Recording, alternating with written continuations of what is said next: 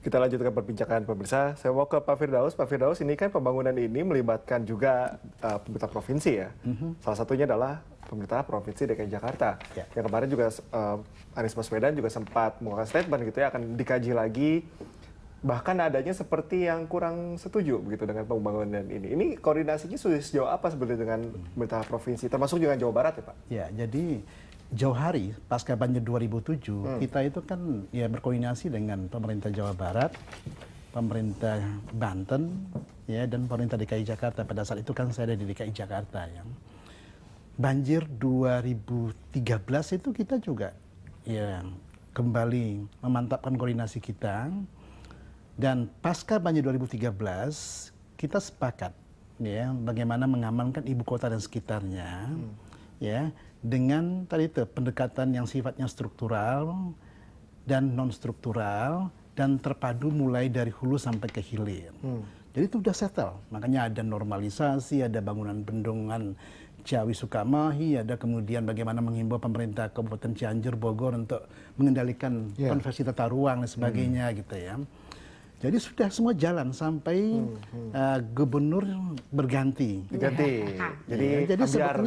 sebetulnya ini sudah matang dari sananya gitu. Kajian juga sudah sangat, kajiannya itu kalau digelar itu udah tebalnya udah nggak sekali udah sangat banyak sekali gitu ya. Jadi ya kalau kemudian Pemprov DKI Jakarta ya Gubernur Anies mau mengkaji sebagai bentuk jawaban dia tidak kesetujuannya dia, ya silakan saja, nggak ada masalah, itu kan haknya dia juga kan untuk mengkaji gitu kan. Waktu akan berbicara. Ya, tetapi pemerintah pusat karena ini adalah ibu kota negara kesatuan Republik Indonesia, beda misalkan dengan Bandung, beda misalkan dengan Surabaya karena itu memang ibu kota provinsi biasa kan. Di sini melekat ya dignitinya ya pemerintah pusat dong, ada kantor perwakilan negara asing macam-macam lah ya, simbol kedaulatan negara. Pemerintah pusat kan punya kewenangan untuk mengambil alih tadi. Kenapa? Karena gubernur itu kan adalah wakil pemerintah pusat di daerah yang seharusnya kebijakannya tadi itu adalah ya mengikuti kebijakan pemerintah pusat, kecuali pemerintah pusatnya ngaur. Ya boleh dia mungkin berpikir lain, ini enggak. Ya pemerintah pusatnya kan ya pakarnya udah banyak, nggak ketulungan, mereka dapat bantuan dari mana-mana gitu ya. Jadi ya saya sendiri, saya kan sebagai ya akademisi ya, sama dengan Kang Yayat, kita kan juga nggak bodoh-bodoh amat, kita juga nggak mau misalkan berpihak kepada pemerintahan ini, tidak, tapi kan logik berpikir kita kan ada di sana. Dan bagaimana kalau Pemprov merekomendasikan bahwa ini tidak layak untuk dibangun begitu? Ya silakan aja, tapi dia akan jalan terus. Ya tetap, karena mengamankan ibu kota ini adalah kewajiban pemerintah dan antara pemerintah pusat. Dia nggak bisa, Anies. Saya simpel aja. Ya kalau kita kemudian mau sabar juga nggak apa-apa pemerintah pusat gitu ya. Ya karena ya gubernur ini kan saya nggak tahu seumur hidup apa? Enggak lah, kan ada pilkada saya pikir 2022. 2022. Saya pikir oke. Enggak, saya pernah tahu ada kebijakan baru, saya tidak tahu ya seumur hidup. Belum ada keputusannya. Ya kan gubernur itu kan ini ya periodisasinya kan. Kalau nggak salah sampai 2022 kayaknya. Nanti kalau dia terpilih lagi, misalkan ya. Berarti harus nunggu lagi ya. Sampai 2027. Ya nggak apa-apa. Kalau pemerintah pusat sabar sebagai orang tua gitu nggak apa-apa.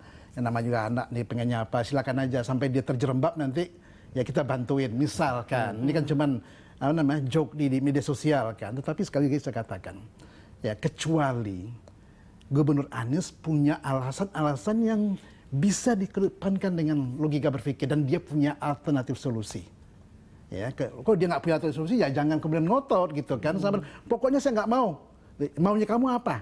Ya pokoknya saya nggak mau. Ya udah, saya pikir itu bukan. Ini nampaknya juga dari Pemprov juga ada, kalau dibilang pakar-pakarnya dia juga punya ada nih nampaknya tim dari Pemprov juga yang yakin bahwa memang ya tidak mungkin Jakarta belum waktunya atau Giant Sea Wall ini belum jalan terbaik seperti itu. Kang Yayat, tanggapan kan begini, skenario untuk menyelamatkan pesisir Jakarta kan tadi ada skenario A, skenario B, skenario C. Yang pertama ini kan skenario A dulu. Ya, ada tanggul hampir 64 km, 62 kilo. Udah dibagi, ini pusat, ini provinsi, swasta. Swastanya mundur. Nah, pertanyaannya ini siapa mau menyelesaikan? Pasti ada persoalan dengan mundurnya swasta. Jadi pertanyaannya tidak ada istilahnya yang gratis lah kalau swasta masuk kan. Nah, kalau ini mundur, ini apa yang harus dilakukan? Yang paling penting adalah mengamankan lebih dulu. Ya, artinya ada tindakan, ada solusi untuk mengatasi persoalannya supaya tidak makin parah. Artinya apa? Bagi kita yang memang memahami persoalan di lapangan, realitas yang harus dihadapi adalah menyelesaikan masalah. Bukan berwacana dalam narasi dengan gagasan-gagasan yang artinya hanya menambah dalam konteks naskah akademis saja. Nah, bagi kita sebetulnya kalau sudah ada gagasan, ide, bahkan sudah lama diwacanakan, kalau itu sudah dianggap sebagai yang terbaik, ya tinggal dieksekusi. Cuman yang harus diperhatikan, apa risiko dari eksekusi tersebut? Misalnya satu, biaya. Kalau biaya sulit, bagaimana sharing itu dilakukan? Nah, ada yang jangka panjang, ada yang jangka pendek, ya kan? Kedua, kalau misalnya ada relokasi misalnya, penduduk yang dipindahkan, itu risiko. Artinya relokasi itu bukan dalam tanda negatif loh, bahwa Anda digusur. Tapi kenapa tidak kita rubah pendekatannya? Kau ikut aku, kau bahagia. Ya kan? Kita pindahkan pada tempat yang lebih baik. Ada penanganan ekonominya. Dan kita mengajarkan bahwa tinggal di kawasan yang rentan bencana, itu punya potensi memiskinkan dalam jangka panjang, kualitas hidup rendah, produktivitas tidak maksimal. Bayangkan kalau kita tinggal yang setiap dalam sebulan itu 2 kali. Dan fakta, ini penelitian-penelitian dilakukan pun, teman-teman saudara kita yang tinggal di pesisir itu setiap tahun harus meninggikan rumahnya supaya tidak makin tenggelam. Dan lebih berat lagi, infrastruktur yang ada di bawah itu makin lama makin tenggelam lagi karena diuruk terus. Bahkan ada badan jalan yang terpaksa ditinggikan karena terancam dengan rob tersebut. Jadi rumahnya di bawah. Anda bisa bayangkan, rumah-rumah itu makin di bawah sementara kemampuan ekonominya tidak mampu untuk mencari tempat yang terbaik. Benar. Jadi persoalan bagi kita adalah apakah perdebatan membuat tanggul, apakah ada persoalan lain? Itu persoalan apa sebetulnya? Padahal dalam realitasnya penurunannya terus terjadi. Berarti kekhawatiran-kekhawatiran selama ini menjadi sebuah alasan itu sebuah Anda melihatnya begini, kekhawatiran itu bukan berarti tidak mengerjakan.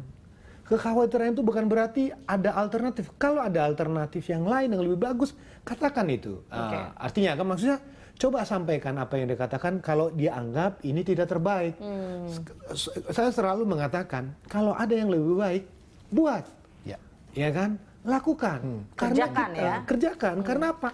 Kita tidak bisa menutup mata dengan realitas penurunan yang makin terus terjadi, sementara pasangnya terus naik. Kemudian kita berdebat dalam wacana-wacana baru yang sebetulnya membuang waktu dan energi kita, tetapi tidak terlihat dalam praktek yang kita lakukan. Oke, baik. Kita akan lanjutkan perbincangan ini usai jeda Pak Firdaus dan juga Kang Yayat. Pemirsa tetaplah bersama kami dalam Live Show. Kami akan kembali usai jeda.